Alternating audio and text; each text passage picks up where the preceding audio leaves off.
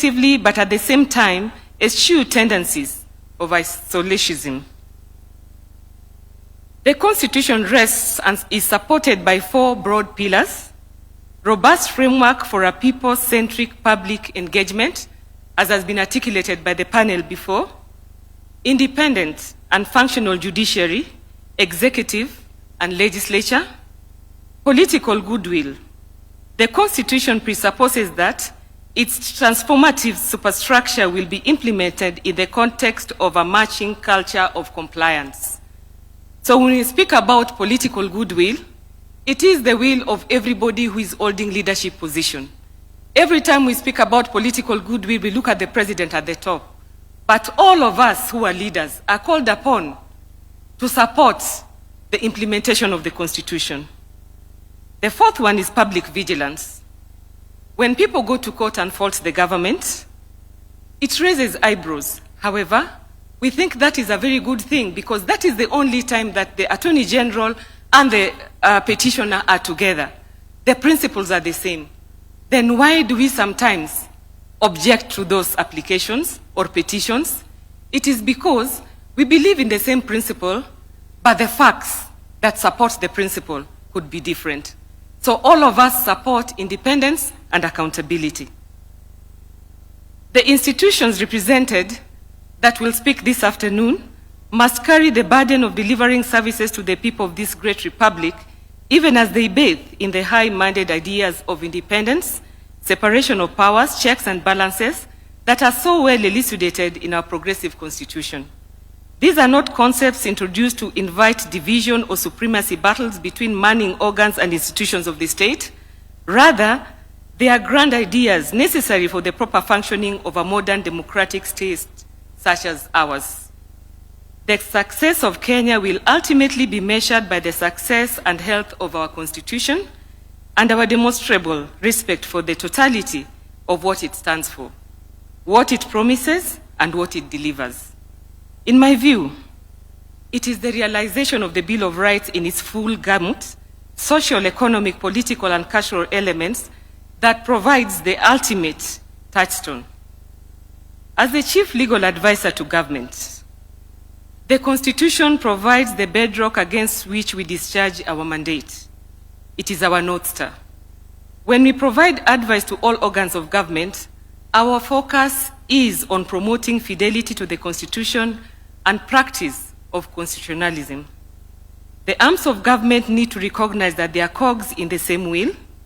The successful implementation of the Constitution requires a cooperative and collaborative approach to governance, one that seeks to respect the architecture of the Constitution and the sovereignty of the people. The Attorney General's office will continue to be the defender of the rule of law, a faithful dispenser of legal advice and protection of the public interest in all its work, whether it is court representation, review of legal documents, legal aid, legislative proposal development, or legal advice. As we mark the 15th anniversary of the 2010 Constitution, we celebrate the sacrifices made by Kenyans to get the documents. We recognize the responsibilities bestowed upon the Attorney General in ensuring deepening of constitutional democracy, and we commit to always be guided by the Constitution in supporting the people of Kenya, the executive, the judiciary, and the legislature in our continued quest to implement the social contract faithfully.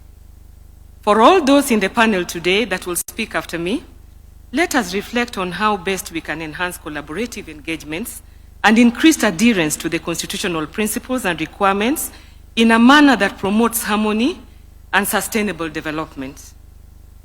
As the Attorney General, I'm honored to steward this reflection segment on Katiba Day Constitution at 15.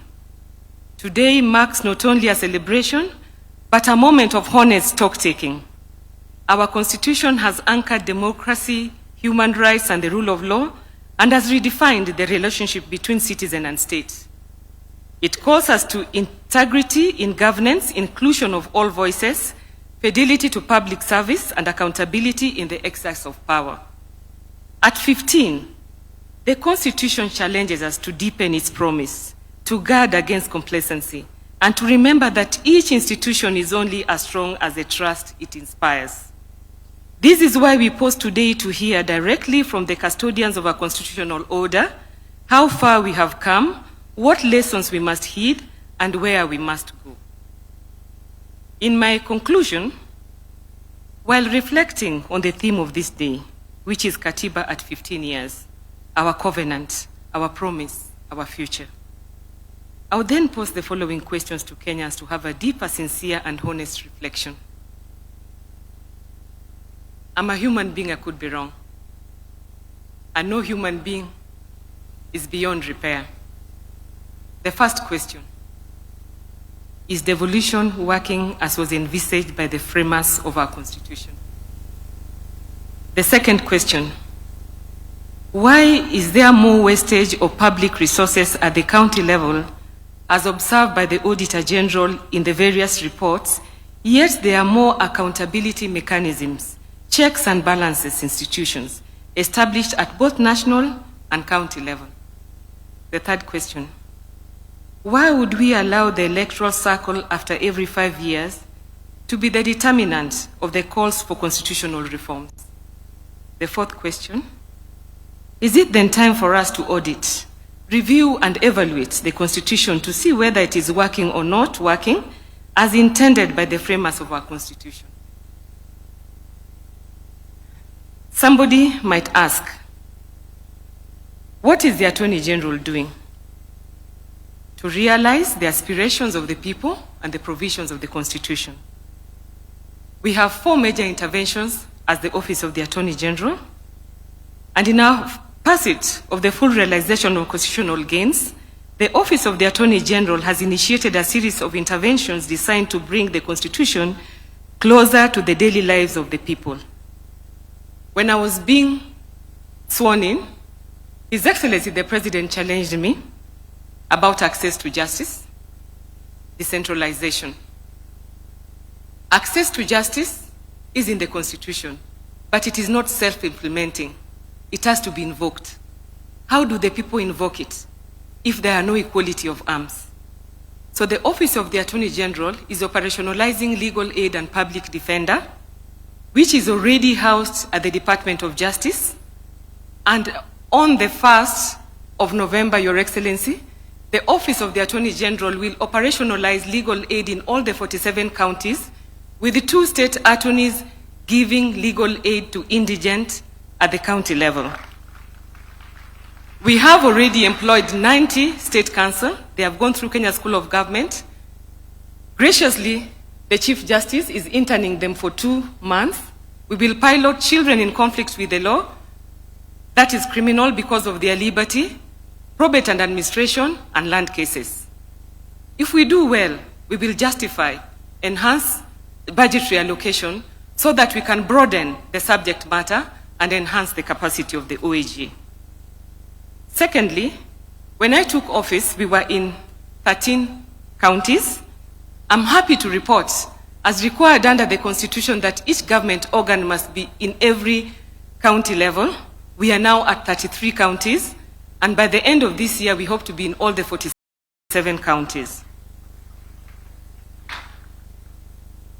To enhance constitutionalism, to sensitize the public, and as part of legal aid education and information, the Office of the Attorney General in a month's time will unveil Human Rights and Rule of Law Training Chamber on 8th floor, where we hope to sensitize and educate all of us on our human rights, on our rule of law responsibilities and rights under the Constitution.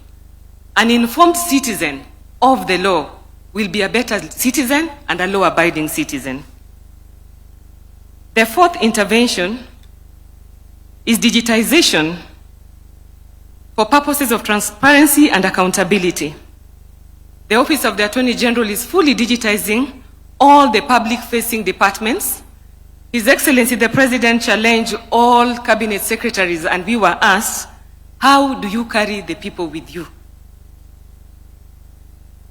I believe that by these 4 initiatives, we will justify how we are carrying Kenyans with us as the custodians of your rights, rule of law, and human rights. With those few remarks, allow me to now shift as the facilitator. And as we reflect on this covenant, I'm reminded of the words of the late Chief Justice of South Africa, Ismail Mohammed, who observed that the Constitution is not a mere set of technical prescriptions. It is a mirror reflecting the national soul, the identification of our people's aspirations, their spirit, their soul. Indeed, our own Constitution was born out of deep struggles and sacrifices, and embodiment of the soul of Kenya. It is fitting that we begin with the collective guardians of oversight and independence, and now invite Mr. Gershom Otachi, EBS, Chair of the Forum of the Constitutional Commissions and Independent Offices, and Chairperson of the National Land Commission, to deliver his remarks.